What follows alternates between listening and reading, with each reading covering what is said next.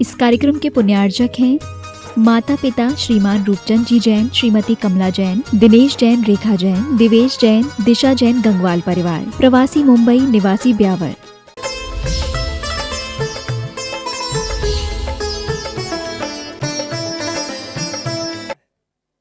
क्या उसकी पूर्ति, उसकी आप पूर्ति अगर करने के विचार छोड़ दोगे तो आप जीत जाओगे। लोभ और वासना की पूर्ति के चक्कर में मत रहो, और आप लोभ और वासना की पूर्ति के चक्कर में लगे रहो। लोभ और वासना की पूर्ति करते चले जाओगे, लेकिन वो पूर्ति कभी होने वाली नहीं है। अगर जीतना है वासना को तो पूर्ति को छोड़ दो। आप पूर्ति को एक तरफ रख दोगे तो निश्चित तौर से आप उस गढ़ से जीत सकते हो, जीतोगे। इसमें कोई किंतु नहीं, इसमें कोई परंतु नहीं, ये निश्चित। तो जीते कैसे? एक आपके जैसा भक्त पहुंच गया एक साधु के चरणों में, और साधु के पास पहुंचा, और पहुंचने के बाद उसने यही बात अपनी प्रेषित करी कि मैं ये लोभ और वासना को जीतना चाहता हूं, मैं आपके जैसा महान बनना चाहता हूं। कैसे वासना को जीतूं, कैसे अपने आप को बहुत ऊंचा उठाऊं, कृपया करके कोई रास्ता बताओ। साधक मुस्कुराने लगे, महंत जो थे वो मुस्कुराने लगे। उन्होंने कहा वो ऊपर की चोटी दिख रही है? बोले हाँ वो दिख तो रही है। जैसे आपने देखा होगा मांगी तुंगी की वो चोटी, मांगी की और तुंगी की, बड़ा पसीना आ जाता है चढ़ने में, मांगी और तुंगी की उस चोटी को चढ़ने में। अच्छे जो है हाफ जाते हैं उस चोटी को चढ़ने। बोले वो चोटी दिख रही है, ऐसी चोटी थी? बोले वहाँ जाओ और होके आओ। तो उससे क्या होगा? बोले होके तो आओ, वहाँ जाओ वहाँ होके आओ। ठीक है, गुरु हैं, महंत हैं, उनकी जो बात है उसको हमने स्वीकार कर ली। और वो चले गए ऊपर, और ऊपर से नीचे आ गए। बोले आ गए? हाँ। क्या अनुभव हुआ? बोले कुछ नहीं, वैसे जैसा आपने कहा होके आ गए, बस थोड़ी बहुत थकान हुई, कोई विशेष नहीं है। हमें कुछ लगा कुछ होगा, इस होप के साथ हम चढ़ते जा रहे थे, वहाँ पहुँचे, कुछ मिला नहीं और नीचे आ गए। ठीक, कोई बात नहीं, कल आना। अरे आपने बोला था, अब कल तो आना, आज थक गए हो इसलिए आज ज़्यादा कुछ नहीं, कल आना, थकान पूरी निकाल कर, आज रात्रि विश्राम कर लेना, सुबह से शाम हो गई है, कल आना। ठीक है। अब वो जो सज्जन थे वो कल भी आ गए। कल आने के, हाँ साहब आपने हमसे बोला था अपनी इस वासना को मुझे जीतना है, तो क्या करना है? वो पत्थर दिख रहे हैं 5 6, कितने? 1 2 3 4 6 हैं। बोले पत्थरों को अपने ऊपर रख लो। अपने ऊपर रख ले? हाँ। बोले इन 6 पत्थरों को लेकर ऊपर चढ़ना है, और जब इन 6 पत्थरों को लेकर ऊपर चढ़ पाओगे तब फिर वहाँ आपको उसका रास्ता मिल जाएगा। कैसे साधु में कल ऐसे चढ़ाया, अब 6 पत्थर लेके चढ़ाना, इतने भारी भारी पत्थर कैसे चढ़ूंगा? आपको रास्ता चाहिए ना? हाँ चाहिए तो सही, तो बस ये लेके जाओ, ऊपर तक चढ़ना है। मैंने कहा ठीक है, कह रहे हैं तो मान लेता हूँ, स्वीकार कर लेता हूँ इनकी बात को।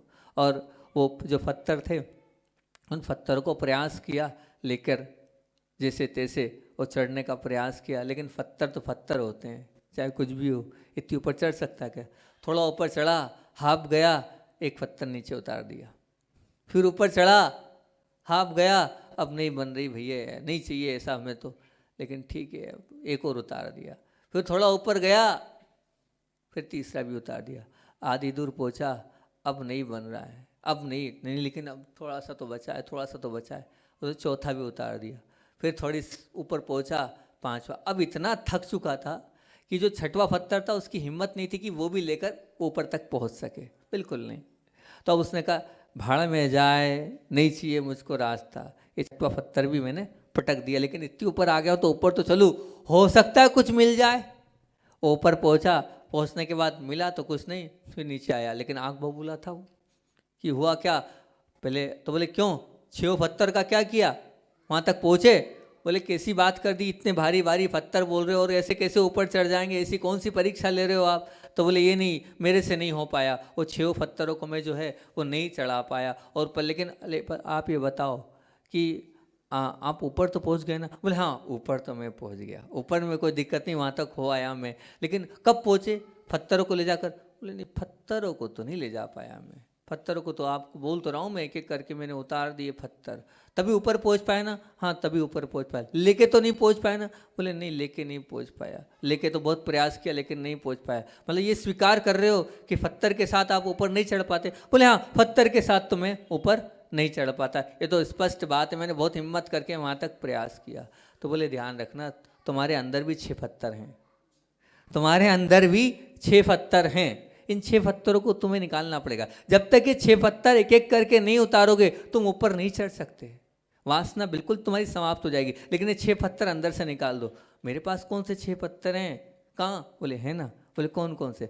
सबसे पहला पत्थर है स्पर्श इंद्रिय, उसको फेंक दो, उसके विषयों को फेंक दो। दूसरा है रसना इंद्रिय, इस पत्थर को फेंक दो, निकाल दो, है ना। तीसरा है घ्राण इंद्रिय, इस पत्थर को फेंक दो। चौथा है ये चक्षु इंद्रिय, इस पत्थर को निकाल कर अलग कर दो। अब पांचवा कौन सा है? कर्ण इंद्रिय, संगीत जो सुनने की आदत है की। बोले इस पत्थर को भी निकाल कर फेंक दो। और छठवा जो है वो सबसे महत्वपूर्ण पत्थर रखा है, वो सबसे पहले हटाना जरूरी है। वो जब तक नहीं हटेगा तब तक कुछ। बोले कौन सा छठवा? मन।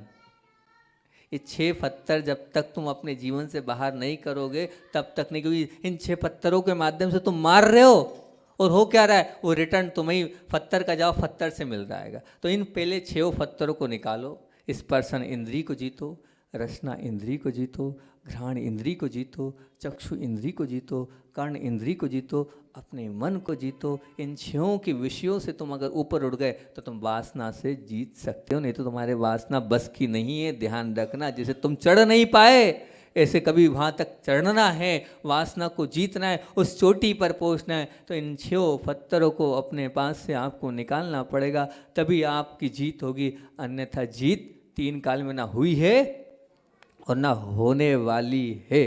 जिनको भी इस पर अगर जीत करना है तो निश्चित तौर से इन विषयों को, जितना आप अपने चक्षु इंद्री को वश में रखोगे उतना आप ये मान के चलना, आप पर मतलब पुरुष या पर स्त्री को जितना आप कम से कम देखोगे उतना अच्छा रहेगा।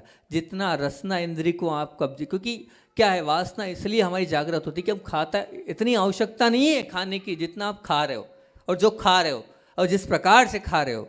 बस हम इस प्रकार से हमारा भोजन हो गया है तो इसलिए जो है हम अपने आप को संयमित नहीं रख पा रहे हैं, अपने आप को नियंत्रित नहीं रख पा रहे हैं। तो बिल्कुल उस साधक ने सही बात बताई, इन 6 पत्थरों को मारना छोड़ दें हम तो निश्चित तौर से ये 6 पत्थर हमने निकाल दिए तो हमारा जीवन वास्तविकता में उत्कृष्टता की ओर बढ़ सकता है, बढ़ेगा। निश्चित मान के चलना, आपका वो जीवन उत्कृष्टता की ओर बढ़ता चला जाएगा। पर बस धारणा और आपके अंदर के मंथन में ये 6 चीज़ निकलना चाहिए तो आप ऊपर उठ सकते हैं। और अंतिम बिंदु था, क्योंकि समय हो रहा है और गुरुदेव का संस्मरण भी आपको सुनाना है। अंतिम बिंदु कौन सा था आपका? अंतिम बिंदु हमने आपको कौन सा बताया था?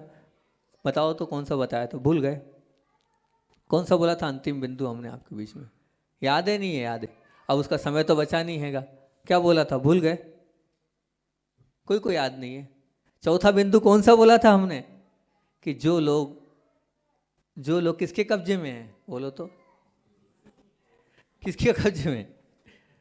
बोलो ना, नहीं बोल रहे, पुरुष नहीं बोल रहे। क्या बोला था? चौथा बिंदु ये बोला था ना हमने चौथा यही बोला था कि ये थावी चिकित्सा पुरुषाति पुत्थिनम वंशम गता, उन पुरुषों को धिक्कार हैं जो स्त्रियों के वश में हैं। उन पुरुषों को धिक्कार है जो किसके वश में है? स्त्रियों के वश में हैं। क्योंकि स्त्रियों के अगर वश में हैं तो ये मान के चलना वो किसके कब्जे में है? वो अपने आप के कब्जे में नहीं है, वो उनके कब्जे में है। और उनका जीवन उनका नहीं है, उनका जीवन स्त्रियों का है। और जिनका जीवन स्त्रियों का है वो क्या है?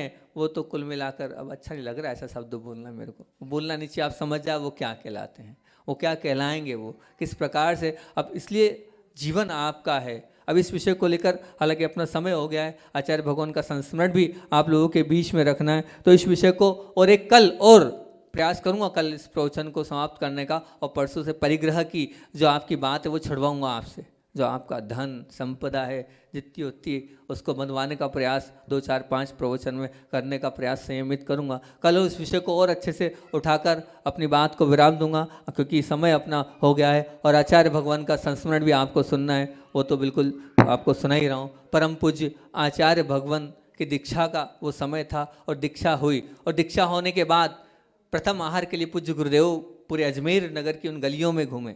और गलियों में घूमे तो योग संयोग और जो पुण्यशाली होता है उसके यहाँ तो अपने आप ऐसे साधक जाकर रुक ही जाते हैं, उसमें कोई वो नहीं है। पुण्य चाहिए तब कहीं जाके उस पुण्य से और पुण्य की अनुमोदना से हुआ भी ये कि किनके घर में जाकर प्रभु और गुरु रुके, तो वो थे पहला दिन 1 जुलाई सन 1968 को परम पूज्य गुरुदेव के प्रथम आहार हुए सर सेठ भागचंद जी सोनी की कोठी सरावगी मोहल्ले में, वहाँ उनके आहार हुए। और आहार के बाद जिस प्रभावना के साथ गुरुदेव गाजे बाजे के साथ आए और गाजे बाजे के साथ वो अपना प्रवेश कर रहे थे और प्रवेश कर रहे थे, उस प्रवेश के बाद जब वहाँ पहुँचने के बाद वहाँ नसिया जी में बैठे और नसिया जी में बैठने के बाद आचार्य ज्ञान सागर जी महाराज जी को नमस्ते किया। आचार्य ज्ञान सागर जी महाराज जी ने पूछा, क्यों महाराज जी आहार कैसे हुए? तो उन्होंने कहा, जी आचार्य श्री जी निर्विघ्न हमारे आहार संपन्न हुए।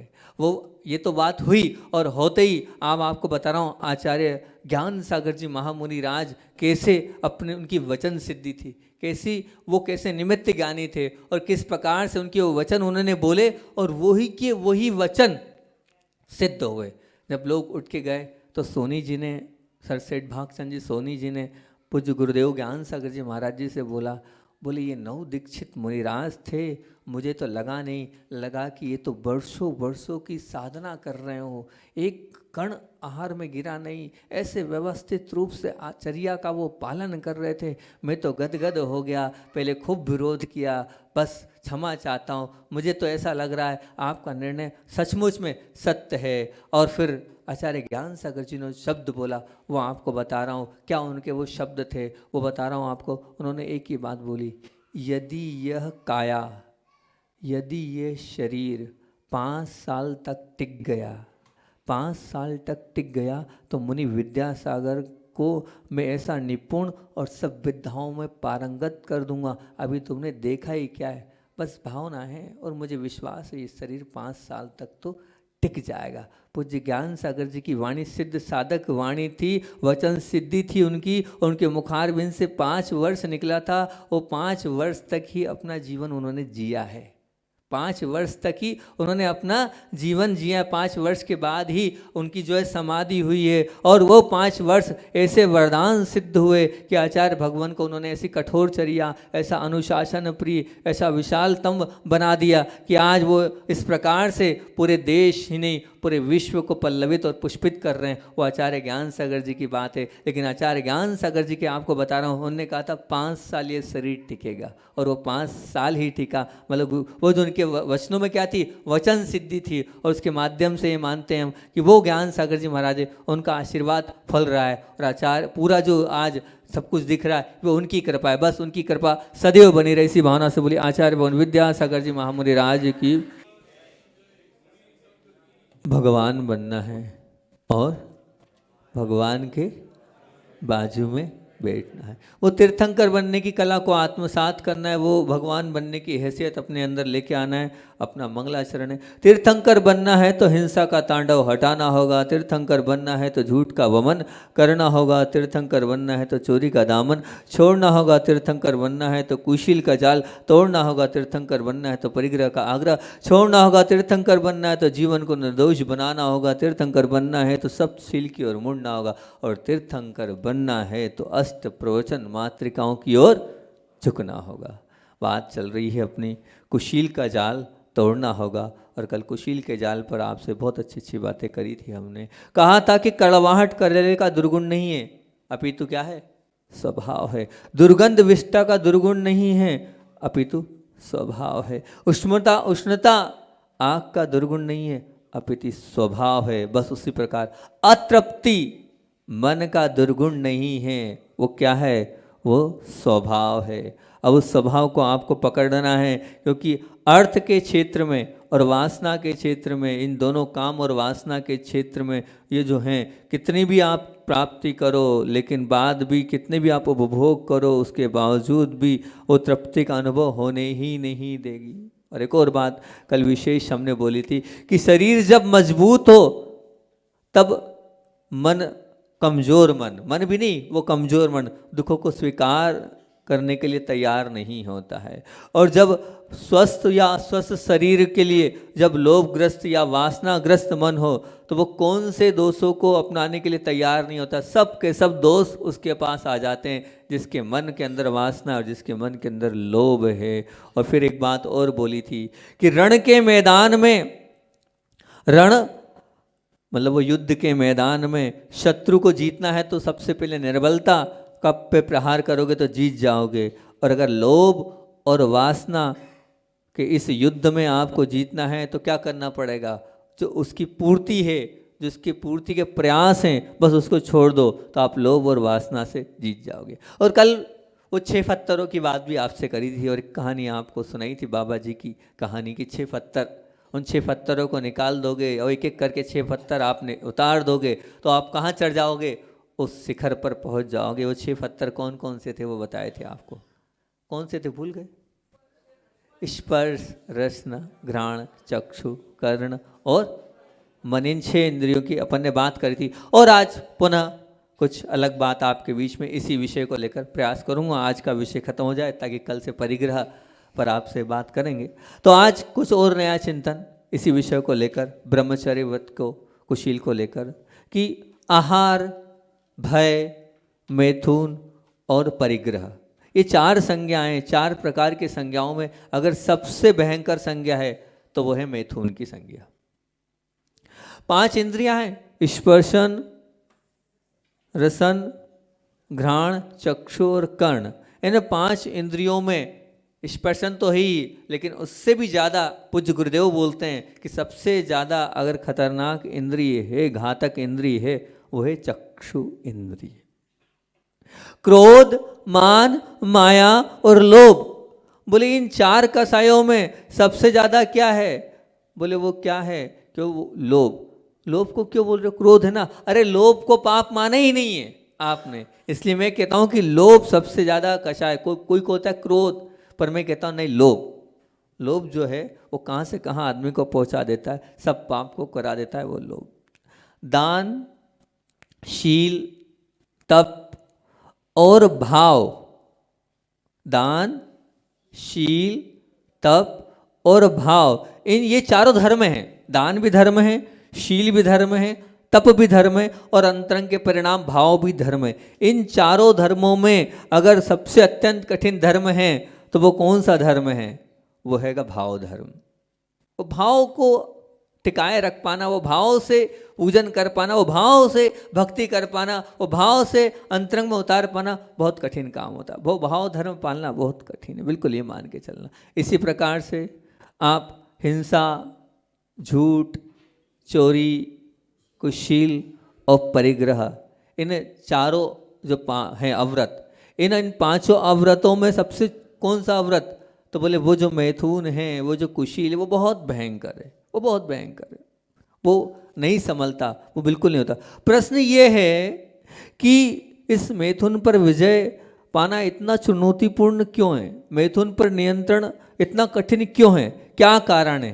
तो एक अलग ही बात आप लोगों के बीच में करता हूं। इस प्रश्न के 2 उत्तर देता हूं मैं। इस प्रश्न के 2 उत्तर आपके बीच में रख रहा हूं। प्रथम उत्तर तो मैं ये दे रहा हूं इसका कि संसार परिभ्रमण में अनंत काल में, भूत काल से लेकर अभी तक जीव यदि किसी एक इंद्रिय का विरह नहीं हुआ है तो उस इंद्रिय का नाम है स्पर्शन इंद्रिय। समझना क्या बोलना चाह रहा हूं, थोड़ी बारीकी से समझना इसको। मैं ये बोलना चाह रहा हूं कि आप जब से भ्रमण कर रहे हैं, तब से लेके आज तक भ्रमण कर रहे हैं, 5 इंद्रिय आपके पास हैं। चक्षु इंद्रिय भी है, कर्ण इंद्रिय भी है, घ्राण इंद्रिय भी, रसना भी, स्पर्श इंद्रिय भी है, सब इंद्रियां आपके पास हैं। लेकिन वो जो स्पर्शन इंद्रिय है ना, वो हमेशा से आपके पास है और हमेशा आपके पास रहेगी जब तक मोक्ष नहीं होता है। आप स्वीकार करते हो कि नहीं?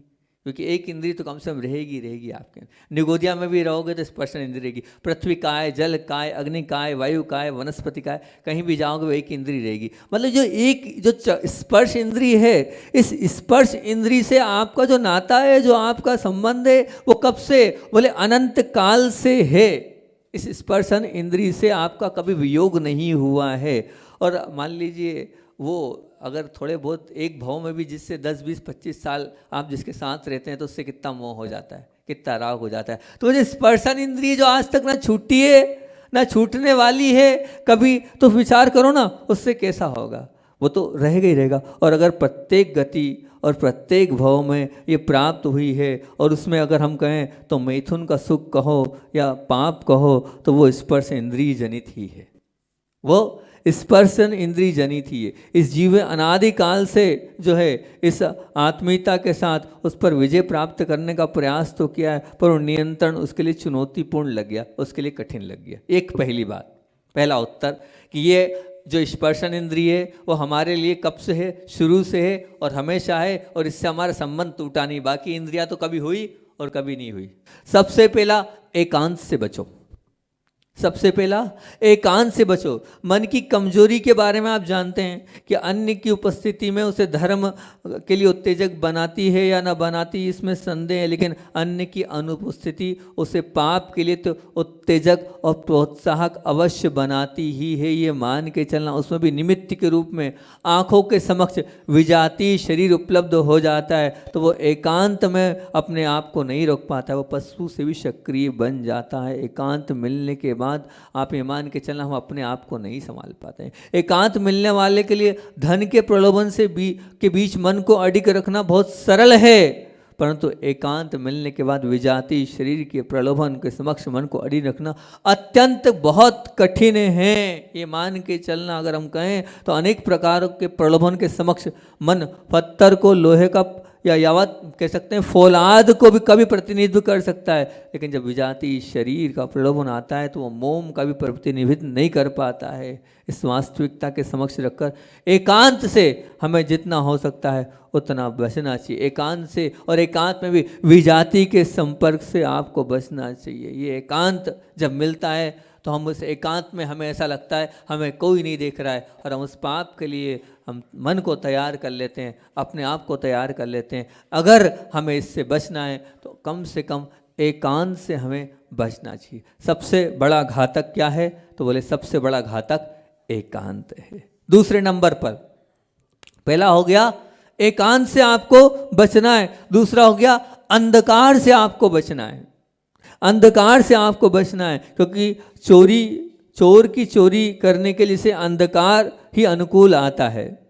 उसी प्रकार वासना को अगर सक्रिय करने के लिए अंधकार ही अनुकूल बनता है। निश्चित मान के चलना, प्रकाश की उपस्थिति होने पर जिस प्रकार एकांत काम कीड़ा के लिए भी उत्तेजक बन जाता है, उसी पर अनेकों की उपस्थिति में भी अंधकार वासना के लिए उत्तेजक सिद्ध हो जाता है। ये वास्तविकता है। इस वास्तविकता के साथ आप जिस प्रकार आचरण व्यक्ति को लज्जित करने की क्षमता रखता, उस पाप के आचरण के लिए मन या तो एकांत ढूंढता है या अंधकार ढूंढता है, या तो एकांत ढूंढता है या अंधकार खोजता है। और वास्तविकता ये एकांत सभी को उपलब्ध नहीं होता है, लेकिन जो अंधकार है वो सभी को उपलब्ध हो जाता है। और एकांत में भी दो प्रकार के एकांत है, अंधकार में भी दो प्रकार के अंधकार है। एक होता है नैसर्गिक अंधकार और एक होता है कृत्रिम अंधकार। नैसर्गिक अंधकार तो क्या है, वो घने जंगल का अंधकार है, वो गुफा का अंधकार है, वो रात का अंधकार है, ये बादल की छांव हो गई वो ऐसा अंधकार है, ये नैसर्गिक अंधकार है। और एक होता हैगा कृत्रिम, तो कृत्रिम अंधकार कौन सा आएगा, सिनेमा घर का अंधकार है आपके जो क्लब कहलाते हैं या वो डिस्को डांस क्या कहलाते हैं, वो ठीक वो जो क्या बोलते हैं उसको, जो भी आप बोलते हैं, वो वाले अंधकार है। और या दीवान खाने का अंधकार है या मकान का अंधकार है, जैसे आप दिन में भी अंधकार कर देते हो, वो सब अंधकार हैं। वो अंधकार जो है उनसे बचना बहुत जरूरी है, क्योंकि वासना की अधीनता से जो बचना चाहता है उसे नैसर्गिक अंधकार इतना परेशान नहीं करता है, लेकिन कृत्रिम अंधकार उसे परेशान करता है। कृत्रिम अंधकार उसके उस चारित्र को समाप्त कर देता है। इसलिए कृत्रिम अंधकार से आपको अपने आप को बचाना है। तो सबसे पहला बोला हमने आपको काय से बचना है, एकांत से बचना है। दूसरा काय से बचना है, अंधकार से बचना है। और तीसरा और बहुत महत्वपूर्ण अगर बचना है तो तीसरा है, और वो बहुत जरूरी है और वास्तविकता भी है वो, और होता भी उसी से ही है, वो अति परिचय से बचना है। अंधकार से बच गए आप, बहुत एकांत से बच गया, अति परिचय से बचना है। आप जितना कम परिचय रखेंगे आपका परिचय बढ़ता है और सब कुछ आपका समाप्त होते जाता है। कहा जाता है कि एक बार की भूल को भूल कहा जाता है और दूसरी बार की भूल को अपराध कहा जाता है। लेकिन तीसरी बार की भूल को ना अपराध कहा जाता है ना भूल कहा जाता है, वो व्यसन हो जाता है।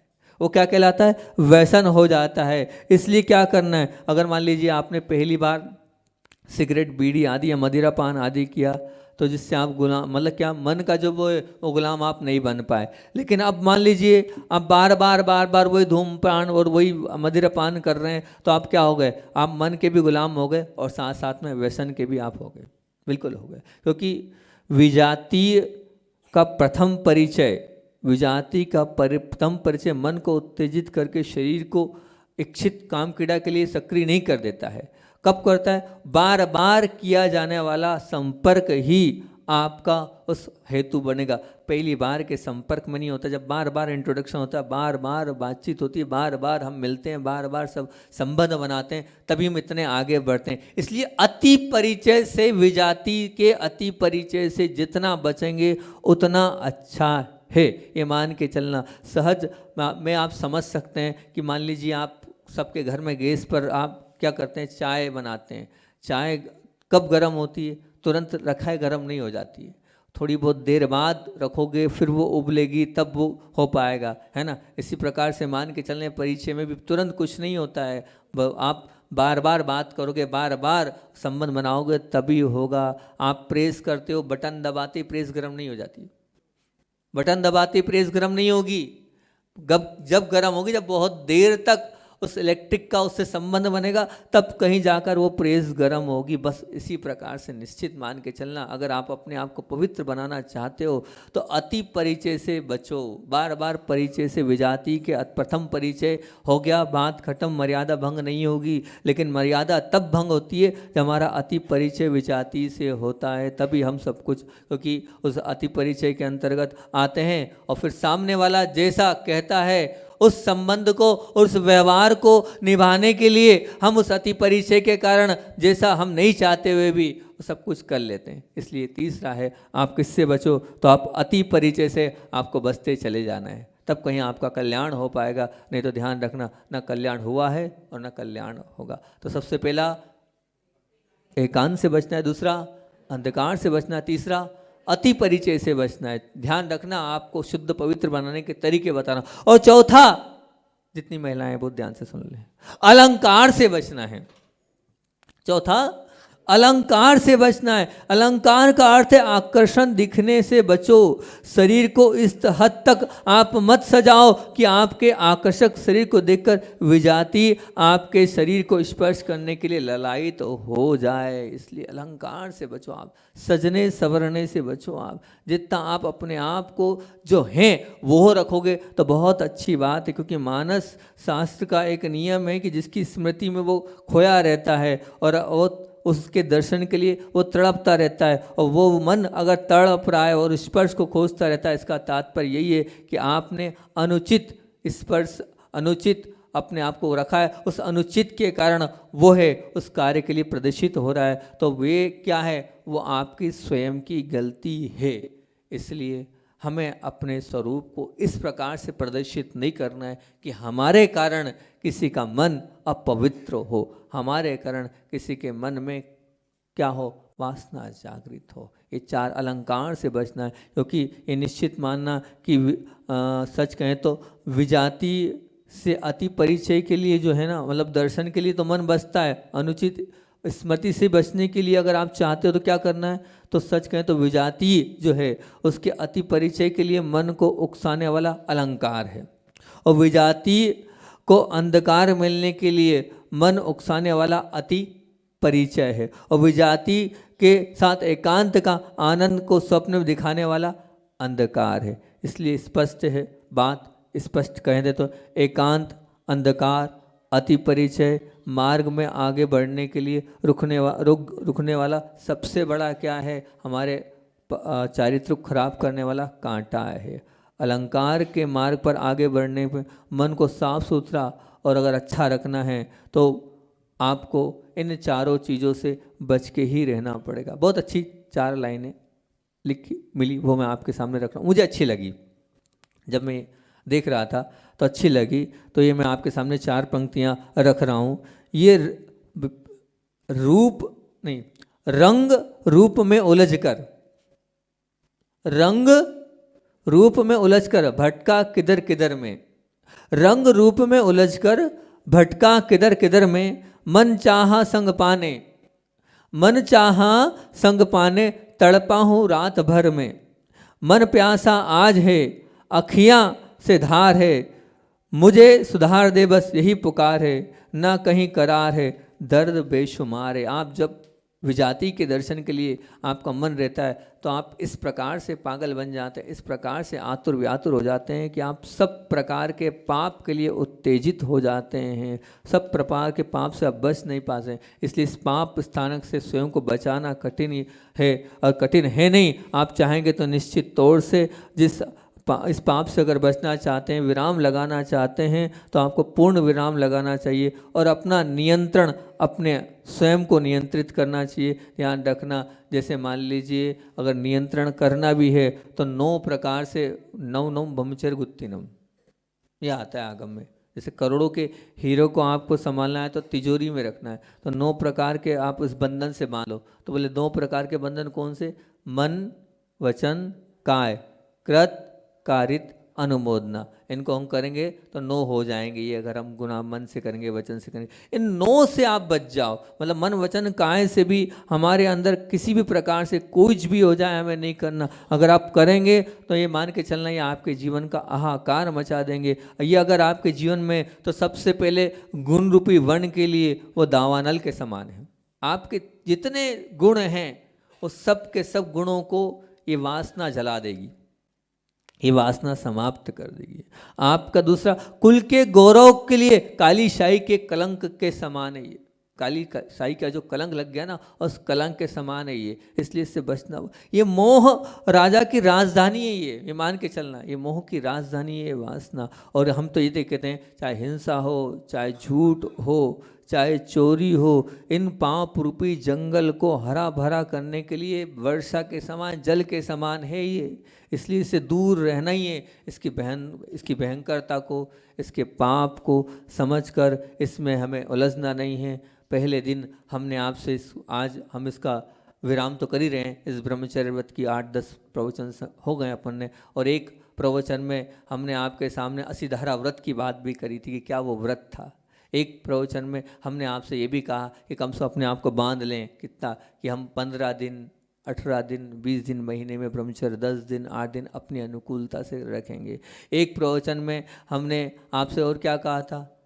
कल वाले प्रवचन में हमने कहा था स्वदार संतोष व्रत, कम से कम इतना तो रख लें कि जितनी भी महिलाएं हैं, माताएं, बहनें, वो माता और बहन के समान है, और जितने भी महिलाओं के लिए जो पुरुष वर्ग है वो पिता और भाई के समान है। स्वदार संतोष व्रत तो होना ही चाहिए, और आगे बढ़कर कम से कम महीने में जितने दिन हैं आप कर सकते होना चाहिए। और तीसरा, अगर 80 धारा व्रत जैसा, आजीवन व्रत जैसा हो जाए तो और अच्छा, उसको तो कहना ही क्या है। सैकड़ों लोग हैं जो इस प्रकार से घर में भी रहकर भाई बहन जैसे रह रहे हैं और अपने आप को संयमित जीवन जी रहे हैं। एक गृहस्थ थे और प्रवचन भी सुनते थे और साथ में जो है साधुओं से भी जुड़े थे, संघ से भी जुड़े हुए थे, और एकाएक उनकी वो भी क्या होती, वो शादी की क्या बोलते उसको आप लोग, एनिवर्सरी है ना, वो थी, अब थी 15 वर्ष शादी को हो गए, 15 वर्ष शादी को हो गए। और जब 15 वर्ष शादी को हुए और रात्रि में सो रहे थे, 12:30-1 बजे उनकी धर्मपत्नी उठी, और उठाने के बाद उन्होंने जो है अपने पतिदेव को उठाया, और पतिदेव को उठाने के बाद उन्होंने उठाने के बाद, इतनी रात को उठाने की क्या ज़रूरत थी, नींद क्यों ख़राब कर रहे हो, क्या हो गया? तो उन्होंने कहा मुझे नींद नहीं आ रही है, और मैं बार बार एक ही चिंतन कर रही हूँ कि 15 साल से हम वासना के कीचड़ से लिप्त हैं, 15 वर्ष हमारे विवाह को हो गया है, और अब मेरी भावना ये है कि बस बहुत हो गया, इस वासना के कीचड़ में हमें लिप्त नहीं रहना है, अब हमें ब्रह्मचर्य व्रत को अंगीकार करना चाहिए। अब हमें ब्रह्मचर्य 15 वर्ष कोई बहुत मतलब ज़्यादा बहुत कम है 15 वर्ष, लेकिन बोले 15 वर्ष हो गए, अब बस हमारे बच्चे भी हैं, सब कुछ है, और मेरी भावना है कि आजीवन व्रत लेना है। बम्बई के श्रावक थे, जैन थे, श्वेतांबर जैन थे, जैन तो थे, ऐसा नहीं कह सकता हूँ, पर गुरुदेव से बहुत जुड़े हुए थे। उन्हें 15 वर्ष की उम्र में रात्रि में सालगिरह के दिन, जो क्या आप कहते हो, उस दिन उनका विचार आया और बस वो गुरुदेव के चरणों में आ गए और गुरुदेव के पास आए और उन्होंने आजीवन ब्रह्मचर्य व्रत ले लिया। सोचो, विचार करो आप, बम्बई जैसी उस जगह में रहने वाले आजीवन ब्रह्मचर्य व्रत ले लिया और आज वो बहुत अच्छे से धर्म ध्यान के साथ और रह रहे हैं। और आगे भी प्रतिमाओं का भी उनका विचार प्रतिमा है, करने वाला चाहिए मन में अंदर। अगर परिणामों में अगर रहेगा कि हमें पवित्र और अच्छा बनना है, तो निश्चित तौर से ये मान के चलना आप अच्छे और महान बन सकते हैं। 4 चीज़ों से बचोगे तो निश्चित आप बच सकते हो। और 4 चीज़ों को याद रखना, सबसे पहला एकांत से बचना, दूसरा अंधकार से बचना, तीसरा अति परिचय से बचना और चौथा अलंकार से बचना। इन 4 चीज़ों से बच जाओगे तो निश्चित तौर से आप अपने ब्रह्मचर्य व्रत को सुरक्षित रख पाओगे, अन्यथा आपका जो ब्रह्मचर्य व्रत है वो सुरक्षित नहीं रखेगा। इतने दिन इस बात को बोला है, निश्चित तौर से मानता हूँ कि आप लोगों में थोड़ा बहुत तो परिवर्तन आया होगा, थोड़ी बहुत तो मन में पवित्रता आएगी, ये मैं मानता हूँ। आचार्य भगवान का संस्मरण चल रहा है और बात चल रही थी काय की दीक्षा की, गुरुदेव की दीक्षा हुई। और कल आपको आहार का वो प्रकरण सुनाया, सरसेठ भक्त चंद सोनी जी के आहार हुए। आहार के दूसरे दिन, मतलब दीक्षा के दूसरे ही दिन जो है, जो बड़े भ्राता थे उनके, महावीर भाई, वो गुरुदेव के चरणों में बैठे और गुरुदेव के चरणों में बैठकर अगले दिन जो थी, मतलब 2 तारीख की बात है, 2 जुलाई की बात है, वो बैठे और उन्होंने एक प्रश्न कन्नड़ भाषा में आचार्य श्री से किया। कन्नड़ की वो बात थी। आचार्य श्री से बोले आचार्य श्री जी, मतलब आप, मतलब वो तो महाराज जी थे, आचार्य श्री नहीं थे, और निकलता आचार्य श्री जी है कि महाराज जी कि आप जो हैं पूज्य देशभूषण सागर जी के संग में थे, फिर आप यहाँ वापस कैसे आए, क्या कारण था कि देशभूषण सागर जी का संग आपने छोड़ा, क्या निमित्त ऐसा मिला? तो उन्होंने कन्नड़ में, अपनी भाषा में, कन्नड़ में उनको जवाब दिया। बोले 13-14 माह आचार्य देशभूषण सागर जी के साथ रहा, लेकिन होता ये था कि भावना ज्ञानार्जन की थी और परचूलगिरी से बिहार करते करते गोमटेश्वर की ओर आ रहे थे। तब आचार्य भगवान देशभूषण सागर जी की कृपा बहुत थी और वो मुझे बहुत ज़्यादा पसंद करते थे। उनने संघ की पूरी व्यवस्था, पूरा दायित्व तो मुझे दे दिया। अब जब पूरा दायित्व दे दिया तो आय व्यय का भी सब कुछ मुझे देखना पड़ता था। तो कभी कभी रात में नींद खुल जाती थी तो मुझे ये लगता था क्या यही सब करने में घर छोड़कर आया हूँ क्या? मुझे तो स्वाध्याय करना है, मुझे तो साधना करना है, इन सब झंझटों से बचना है, आत्म कल्याण की ओर आना है। ऐसा विचार करते ही रहता था, करते ही रहता। कोई और मतलब श्रेष्ठ गुरु मिल जाए। तो जब मैं जयपुर से अजमेर आ रहा था तो अजमेर में एक ब्रह्मचारी जी मिले और उन ब्रह्मचारी जी से जब बात हुई तो उन्होंने मेरी इस ज्ञानार्जन की भूख को समझा और उन्होंने बताया कि एक मुनिराज हैं ज्ञान सागर जी महाराज, वो बहुत शांत हैं, वो बहुत ज्ञानी हैं। उन्होंने शिव सागर जी, वीर सागर जी आदि के संग में और बहुत सारी आरिकाओं को अध्ययन कराया है, संस्कृत के बड़े बड़े ग्रंथ लिखे हैं और साथ में बहुत सरल स्वभावी है, निर्दोष आगम की चर्या पालते हैं, कुछ भी अपने पास तिल तुष मात्र परिग्रह नहीं है, बहुत ज्ञानी और ध्यानी ऐसे मुनिराज हैं।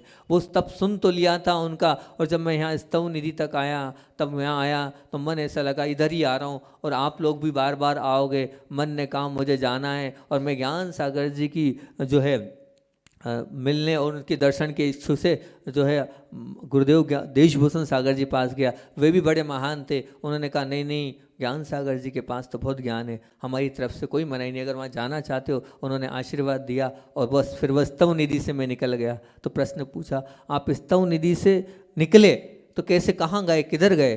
तो उन्होंने बताया कि बस स्तव निधि से जो है मैं बस से कोल्हापुर आया और कोल्हापुर आया और कोल्हापुर से जो है मैं आया सीधे ट्रेन से बम्बई और बम्बई से सीधे ट्रेन से अहमदाबाद, फिर अहमदाबाद से अजमेर। इस प्रकार से मैं आया। पैसे बोले कुछ पैसे आपने दे दिए थे और कुछ मारुति भाई ने दिए थे, वो पैसे थे, इस पैसे के माध्यम से आ गया। कितने दिन लगे? तो बोले 3 दिन लगभग लग गए। आहार? बोले आहार कुछ नहीं, 2 उपवास हो गए थे। मेरी तो ये भावना थी कि सीधे बस वहाँ जाना है ज्ञान साहब। बोले 2 उपवास के साथ मैं सीधे वहाँ अजमेर पहुँचा और अजमेर में उनके पास पहुँचा और फिर उसके बाद उन्होंने गुरुदेव के दर्शन कराए और गुरुदेव के दर्शन करने के बाद पहली बार जब गुरुदेव से मैं मिला तभी लग गया कि मेरा काम तो हो गया। इस प्रकार आचार्य श्री जी की भावना, ज्ञान प्राप्ति की ललक देखना कि कहाँ से 2 उपवास से भी ज्ञान सागर जी के पास पहुँचे और उन्होंने वहाँ सब कुछ अपना समर्पण करके, आप जानते ही किस प्रकार से समर्पण किया और गुरु ज्ञान सागर जी महाराज सब कुछ प्राप्त किया। ऐसा बोलिए आचार्य वन विद्यासागर जी महामुनि राज।